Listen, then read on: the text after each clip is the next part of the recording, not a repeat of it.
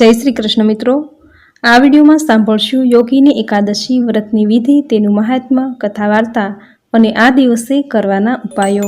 मंगलम भगवान विष्णु मंगलम गरुड़ध्वज मंगलम पुंडरीकाक्ष मंगलाय तनोहरि। बोलो मंगल मूर्ति भगवान श्री हरि विष्णुनी जय। बोलो लक्ष्मी नारायण देवनी जय।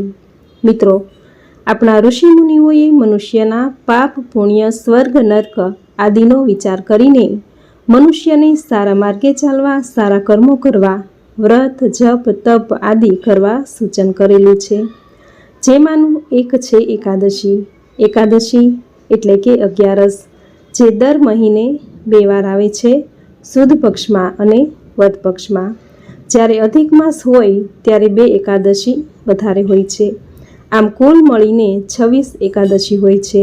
આ દરેક એકાદશીનું આપણા હિન્દુ ધર્મમાં ખૂબ જ મહત્વ છે। તેમાં એ જેઠ મહિનાના વદ પક્ષમાં આવતી એકાદશી કે જેને યોગીની એકાદશી કહે છે। આ એકાદશીનું વ્રત કરવાથી જીવનના તમામ કષ્ટ પાપ રોગ આદિ દૂર થાય છે। જીવનમાં સુખ શાંતિ સકારાત્મક ઉર્જા બની રહે છે। આથી આ એકાદશીનું વ્રત દરેકે જરૂર કરવું જોઈએ। મિત્રો, હવે જાણી લઈએ કે એકાદશી ક્યારે કરવાની છે। तो हिंदू पंचांग अनुसार एकादशी तिथिनो प्रारंभ थाय छे तारीख 10 जुलाई 2026 शुक्रवारे सवारे 8:10 ની आसपास। तिथि पूर्ण थाय छे तारीख 11 जुलाई 2026 शनिवारे वहेली सवारे 5:23 ની आसपास। मित्रों, एकादशीनुं व्रत हमेशा उदया तिथि अनुसार करवानुं होय छे। आ एकादशीनी तिथि 2 दिवस पड़े छे, जेमां सूर्योदय तिथि आवती ज नथी। માટે તારીખ 10 જુલાઈ અને 11 જુલાઈ એમ 2 દિવસ એકાદશી રહેશે। 10 જુલાઈ 2026 શુક્રવારે એકાદશી તિથિ પડે છે, તેને સ્માર્ત એકાદશી કહે છે। આ એકાદશી સાંસારિક લોકો કરી શકે છે। બીજા દિવસે જે એકાદશી પડે છે તે દ્વાદશી યુક્ત એકાદશી છે, જેને વૈષ્ણવ એકાદશી કહે છે। તો તમારી અનુકૂળતા પ્રમાણે તમે કોઈ પણ એકાદશી કરી શકો છો। આ બંને એકાદશી ઉત્તમ પુણ્ય આપનારી છે। શાસ્ત્રોમાં જે દ્વાદશી યુક્ત એકાદશી હોય તેને શ્રેષ્ઠ એકાદશી કહી છે। તો કોઈ પણ એકાદશી તમે કરી શકો છો। હવે જાણી લઈએ કે એકાદશીના પારણા ક્યારે કરવાના છે। તો જે ભક્તો તારીખ 10 જુલાઈ 2026 શુક્રવારે એકાદશીનું વ્રત કરે છે, તો તેમણે પારણા બીજા દિવસે 11 જુલાઈ 2026 શનિવારે બપોરે 1 વાગ્યાથી લઈને 4 વાગ્યાને 36 મિનિટની આસપાસ કરી શકે છે।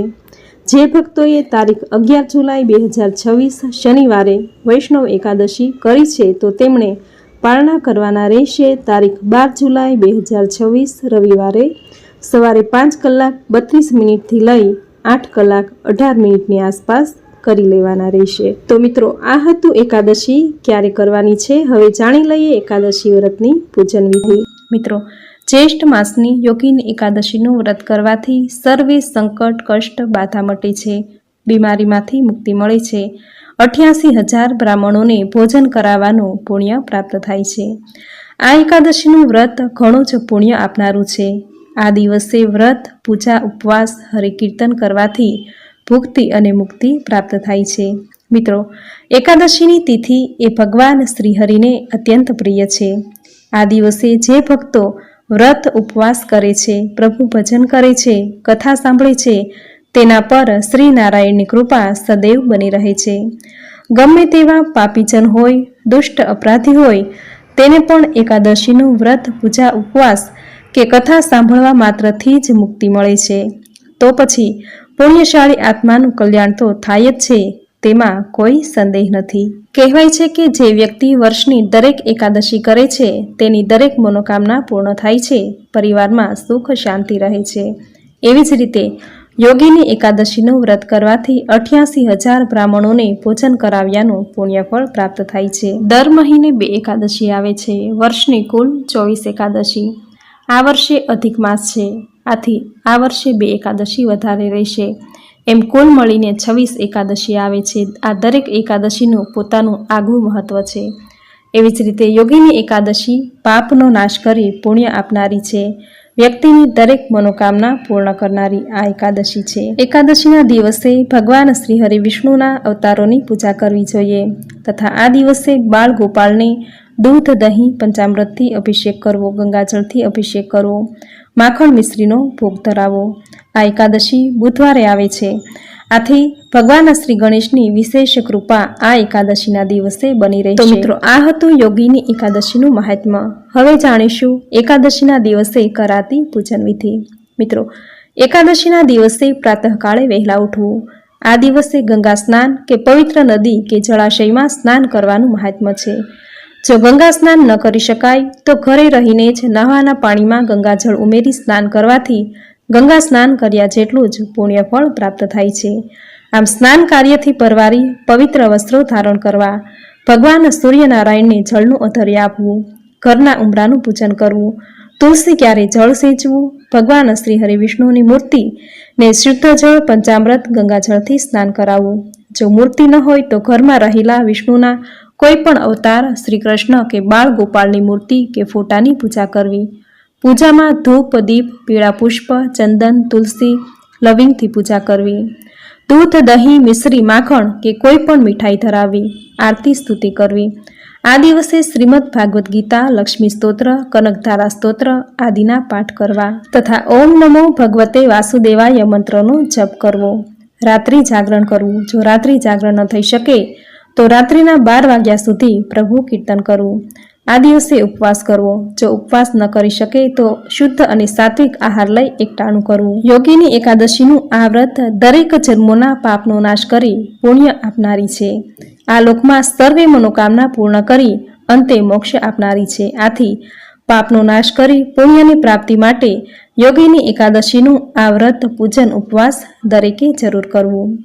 જે વ્યક્તિને ઉપવાસ કરવો છે પરંતુ ઉપવાસ કરી શકવા સમર્થ નથી તો તેમણે મન અને વાણીથી પવિત્ર રહીને પણ એકાદશી કર્યાનું પુણ્ય ફળ પ્રાપ્ત કરી શકે છે. એ માટે એકાદશીના દિવસે જૂઠું બોલવું, કોઈની નિંદા કરવી, કોઈને કટુવચન કહેવા વગેરે કાર્યો ન કરવા.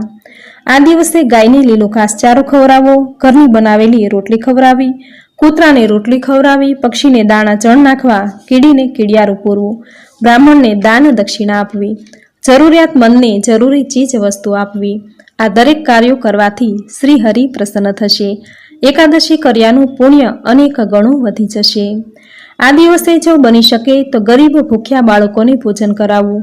આમ કરવાથી દરિદ્ર નારાયણ રાજી થશે. આમ પૂર્ણ શ્રદ્ધા અને ભક્તિભાવથી એકાદશીનું વ્રત કરવું. એકાદશીના બીજા દિવસે એટલે કે દ્વાદશીના દિવસે વ્રતના પારણા કરવા. પારણાના દિવસે પ્રાતઃકાળે વહેલા ઉઠવું. ઘરના મંદિરમાં ઈષ્ટદેવની, ભગવાન શ્રી ગણેશની, શ્રી હરિ વિષ્ણુની પૂજા કરવી. આ દિવસે ગાયને લીલો ઘાસચારો ખવડાવવો, પક્ષીને દાણા ચણ નાખવા, કૂતરાને ઘરની બનાવેલી રોટલી ખવડાવવી, બ્રાહ્મણને દાન દક્ષિણા આપવી. આ દરેક કાર્યો એકાદશી વ્રતના પારણામાં કરવા. જો કંઈ ન થઈ શકે તો મંદિરે અથવા બ્રાહ્મણના ઘરે જઈ કાચા સીધાનું દાન કરવું. કહેવાય છે કે કાચા સીધાનું દાન કરવાથી ગ્રહ દોષ પીડા દૂર થાય છે. જીવનમાં આવનારા રોગ, કષ્ટ, પીડા, સંકટનો નાશ થાય છે. જીવનમાં સુખ સમૃદ્ધિ આવે છે. ભગવાન શ્રી હરિ વિષ્ણુ સાથે માતા લક્ષ્મીની કૃપા પ્રાપ્ત થાય છે. મિત્રો, આ રીતે એકાદશીનું વ્રત કરી વ્રતનું મહાત્મ્ય દર્શાવતી કથા જરૂર સાંભળવી. કારણ કે કહેવાય છે કોઈ પણ વ્રતમાં વ્રતનું મહાત્મ્ય અને કથા સાંભળ્યા વગર વ્રત અધૂરું રહે છે, વ્રતનું ફળ મળતું નથી. જો વ્રત ન થઈ શકે તો વ્રતની કથા અને મહાત્મ્ય સાંભળવા માત્રથી જ વ્રત કર્યા જેટલું જ પુણ્ય ફળ પ્રાપ્ત થાય છે. આટલું મહાત્મ્ય છે વ્રતની કથા સાંભળવાનું. તો મિત્રો, આ હતું યોગીની એકાદશી વ્રતની પૂજન વિધિ અને તેનું મહાત્મ્ય. હવે સાંભળશું યોગીની એકાદશી વ્રતની કથા. બોલો ભગવાન શ્રી હરિ વિષ્ણુની જય. યુધિષ્ઠરે ભગવાન શ્રી કૃષ્ણને પૂછ્યું, હે વાસુદેવ શ્રી કૃષ્ણ, જેઠ માસના કૃષ્ણ પક્ષમાં જે એકાદશી આવે છે એનું નામ શું છે તે કૃપા કરીને તમે મારી આગળ કહો. ભગવાન શ્રી કૃષ્ણે કહ્યું, હે ધ્રુવ શ્રેષ્ઠ, આ એકાદશીનું નામ યોગીની એકાદશી છે. આ એકાદશી સઘળા પાપોનો નાશ કરવાવાળી છે તેમજ મુક્તિ અપાવનારી છે. સંસાર સાગરમાં ડૂબેલાઓ માટે આ નૌકા સમાન છે. યોગીની એકાદશીની કથા એવી છે કે અલકાપુરીમાં કુબેર નામનો રાજા રાજ્ય કરતો હતો. એ પાકો શિવભક્ત હતો. તેમને હેમમાલી નામનો યક્ષ સેવક હતો. એ હંમેશા શિવના પૂજન માટેના ફૂલો વીણી લાવીને કુબેરને આપતો. એ હેમમાલીની પત્ની ઘણી જ સુંદર હતી. તેનું નામ વિશાલાક્ષી હતું. હેમમાલી વિશાલાક્ષીને ઘણો જ પ્રેમ કરતો હતો. તે તેના સૌંદર્યનો આશિક હતો. તેમજ એ હંમેશા પોતાની પત્ની સાથે કામપાશથી બંધાયેલો રહેતો. એને એના રૂપાળા અંગોમાં આખો દિવસ આસક્ત રહેતો. એક દિવસ હેમમાલી માનસરોવરમાંથી ફૂલો લેતો હતો. ત્યારે એણે હંસ અને હંસલીના યુગલ જોડાને જોયું. એને પોતાની પત્ની વિશાલાક્ષી યાદ આવી ગઈ. આથી ફૂલો લઈને એ કુબેરના મહેલમાં ન જતા સીધો જ પોતાના ઘેર ગયો. એણે વિચાર્યું હતું કે ઘેર જઈને થોડીક વાર પછી એ કુબેરને ફૂલો પહોંચાડી દેશે. પોતાના ઘેર જઈને એણે જોયેલા પેલા બે હંસ અને હંસલીના જોડાને લીધે એ એટલો બધો કામસ્ત થઈ ગયો કે એને સમયનું ભાન ન રહ્યું. એ પોતાની રૂપાળી પત્ની વિશાલાક્ષી સાથે મન ભરીને પ્રેમ કરવા લાગ્યો. આ બાજુ રાજા કુબેર ભગવાન શિવનું પૂજન કરી રહ્યો હતો. બપોર સુધી એણે ફૂલોની રાહ જોઈ, પણ હેમમાલી ન આવતા તે ગુસ્સે થઈ ગયો અને સેવકોને કહ્યું, હે યક્ષો, પેલો ફૂલ લાવવાવાળો હેમમાલી હજી સુધી કેમ આવ્યો નથી? જાઓ, તેની તપાસ કરો. યક્ષોએ તપાસ કરીને જણાવ્યું કે હે રાજન, એ તો એના ઘરે જ છે અને પોતાની અતિ સ્વરૂપમાન પત્ની સાથે આનંદ પ્રમોદ કરી રહ્યો છે. આ સાંભળીને કુબેર ક્રોધે ભરાયો અને એને પકડી લાવવાનો હુકમ કર્યો. એટલામાં હાફલો ફાફલો હેમમાલી ત્યાં આવ્યો. પૂજા માટેના ફૂલો પહોંચાડવામાં ઘણો જ વિલંબ થઈ ગયો છે એવું જાણી હેમમાલી ભયથી વ્યાકુળ થઈ રહ્યો હતો. હેમમાલીને જોતા જ કુબેરની આંખો ગુસ્સાથી લાલ થઈ ગઈ. શાપ આપતા એ બોલ્યો કે હે પાપી, હે દુષ્ટ, હે દુરાચારી, તે ભગવાનની અવહેલના કરી છે. એથી તું કોઢિયો થઈ જા, તેમજ તારી પોતાની પત્નીથી પણ વિયોગી થા. એટલું જ નહીં, પણ હે નીચ યક્ષ, અહીંથી જ આ ઘડીથી તું જ મારા શાપનો ભોગ બન અને અલગપુરીમાંથી અન્યત્ર ચાલ્યો જા. કુબેરના શાપથી એના આખા શરીરે કોઢ થઈ ગયો. એના આખા શરીરમાં પીડા થતી હતી, પરંતુ શિવ પૂજા માટે ફૂલો લાવી આપવાના પુણ્યના પ્રભાવથી તેની સ્મૃતિ નષ્ટ ન થઈ હતી. તે દુઃખથી પીડાતા પીડાતા પોતાના પૂર્વ કર્મનું યાદ કરતા કરતા આમ તેમ ફરતા ફરતા છેવટે એ મેરુ પર્વત પર આવી પહોંચ્યો. ત્યાં તેને માર્કંડેય ઋષિના દર્શન થયા. વિનયપૂર્વક નમસ્કાર કરીને એ તેમની સામે થોડેક દૂર ઊભો રહ્યો. માર્કંડેય ઋષિએ પૂછ્યું કે તું કોણ છે ભાઈ? અહીં ક્યાંથી આવ્યો છે? તને આ કોઢનો રોગ કેવી રીતે થયો? કયા કારણે તું ચિંતાતુર છે? હેમમાલીએ કહ્યું, હે મહારાજ, અલકાપુરી નગરીનો રાજા કુબેરનો હું સેવક છું. મારું નામ હેમમાલી છે. હું દરરોજ સરોવરમાંથી ફૂલો લાવીને શિવ પૂજાને માટે કુબેરને આપતો હતો. એક દિવસ મારી પત્ની સાથે સહવાસના સુખમાં મને સમયનું ભાન ન રહ્યું અને ફૂલો પહોંચાડવામાં વિલંબ થયો. તેથી રાજા કુબેરે ગુસ્સે થઈને મને શાપ આપ્યો. એ કારણથી હું કોઢના રોગથી દુઃખી થઈ રહ્યો છું અને મારી પત્નીથી હું યોગી બન્યો છું. પૂર્વજન્મના મારા કોઈ શુભ કર્મને લીધે હું તમારી પાસે આવી ચઢ્યો છું. માટે હે મુનિશ્રેષ્ઠ, સંત સ્વભાવ શ્રીતમ પરોપકારણ્ય ક્ષમમ, સંતોનું ચિત્ત સ્વભાવથી જ પરોપકાર કરવામાં તત્પર રહે છે. એમ જાણી કુબેરના આ શાપથી મુક્ત થવા માટે મને કોઈ ઉપાય બતાવો. માર્કંડેય ઋષિએ કહ્યું, હે માલી, તું સાચું બોલ્યો છે. તેથી હું તને કલ્યાણપ્રદ એક ઉપદેશ આપું છું. તું ધ્યાનથી સાંભળ. જેઠ મહિનાના કૃષ્ણ પક્ષમાં યોગીની નામની એકાદશી આવે છે. એનું તું વિધિપૂર્વક વ્રત કર. આ એકાદશીના દિવસે સવારે વહેલા ઉઠીને નિત્ય કર્મ કરીને સ્નાન વગેરેથી પવિત્ર થઈને ભગવાન શ્રી વિષ્ણુનું પૂજન કરવું. આખો દિવસ ઉપવાસ કરવો. રાત્રે જાગરણ પણ કરવું. જાગરણ દરમિયાન ધાર્મિક કથાઓ, પુરાણોના આખ્યાનો વગેરે વાંચવા કે સાંભળવા. આ ઉપરાંત ધૂન, ભજન, કીર્તન વગેરે કરતા રાત્રિ સમય પસાર કરવો. બીજા દિવસે એટલે કે બારસના દિવસે બ્રાહ્મણોને ભોજન કરાવી યથાશક્તિ દાન દક્ષિણા વગેરે આપવા. આટલું કરવાથી યોગીની એકાદશીના વ્રતના પ્રભાવથી તમારો કોઢ દૂર થઈ જશે. ભગવાન શ્રી કૃષ્ણે કહ્યું. માર્કંડેય ઋષિના આ વચનો સાંભળીને હેમમાલીએ એને દંડવત પ્રણામ કર્યા. ઋષિના ઉપદેશ અનુસાર એણે યોગીની એકાદશીનું વિધિપૂર્વક વ્રત કર્યું, જેથી એના શરીરનો કોઢ દૂર થઈ ગયો. ઘેર જઈને એ પોતાની પત્ની વિશાલાક્ષી સાથે ઉત્તમ પ્રકારનું સુખ ભોગવવા લાગ્યો. ઇન્દ્રુપ શ્રેષ્ઠ, આ યોગીની એકાદશીનું વ્રત કરવાથી 88,000 બ્રાહ્મણોને ભોજન કરાવવા જેટલું જ પુણ્યફળ પ્રાપ્ત થાય છે. આ પ્રમાણે જેઠ મહિનાના કૃષ્ણ પક્ષમાં આવતી યોગીની એકાદશી વ્રત કથા સંપૂર્ણ. બોલો ભગવાન શ્રી હરિ વિષ્ણુની જય। તો મિત્રો, આ હતી યોગીની એકાદશી વ્રતની વિધિ, તેનું મહાત્મ્ય અને કથા વાર્તા। જે કોઈ મનુષ્ય એકાદશીનું વ્રત, પૂજા કે ઉપવાસ કરે છે તેમને સુખ, શાંતિ, સમૃદ્ધિ, યશ, કીર્તિ, આયુષ્ય, આરોગ્ય, લક્ષ્મી અને સંતાનની પ્રાપ્તિ થાય છે। જે વ્યક્તિ એકાદશીનું વ્રત કરી શકવા સમર્થ નથી તો તેમને એકાદશી મહાત્મ્યની કથા સાંભળવા માત્રથી જ એકાદશી કર્યાનું પુણ્યફળ પ્રાપ્ત થાય છે। ભગવાન વેદ વ્યાસે કહ્યું છે કે શાસ્ત્રમાં બતાવેલા 5 અનુષ્ઠાનમાંથી વ્યક્તિ કોઈ પણ એકનું અનુષ્ઠાન કરે તો તેને કીર્તિ, સ્વર્ગ અને મોક્ષની પ્રાપ્તિ થાય છે।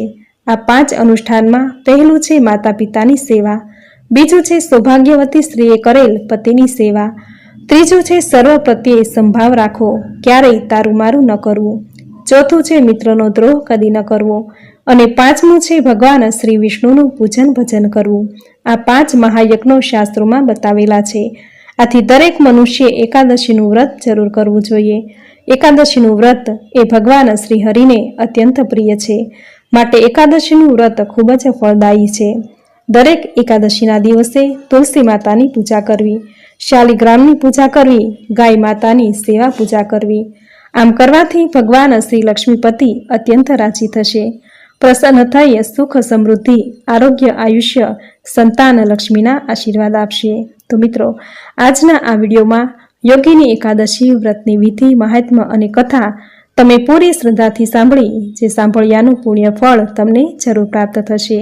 મિત્રો, ભગવાન શ્રી હરિ સાથે માતા લક્ષ્મીની કૃપા પ્રાપ્ત કરવા વિડીયોને લાઇક કરી કોમેન્ટમાં જય શ્રી હરિ વિષ્ણુ, જય માતા લક્ષ્મી જરૂર લખજો। ચેનલ પર નવા છો તો ચેનલ સબસ્ક્રાઈબ કરી બાજુમાં બેલ આઇકોન પ્રેસ કરી દેજો, જેથી આપણા આવનાર દરેક નવા વિડીયોની નોટિફિકેશન તમને મળતી રહે। તો ફરી મળીશું આવી જ નવી ધાર્મિક માહિતી, નવી ધાર્મિક કથા સાથે। ત્યાં સુધી આપ સૌને મારા જય શ્રી કૃષ્ણ।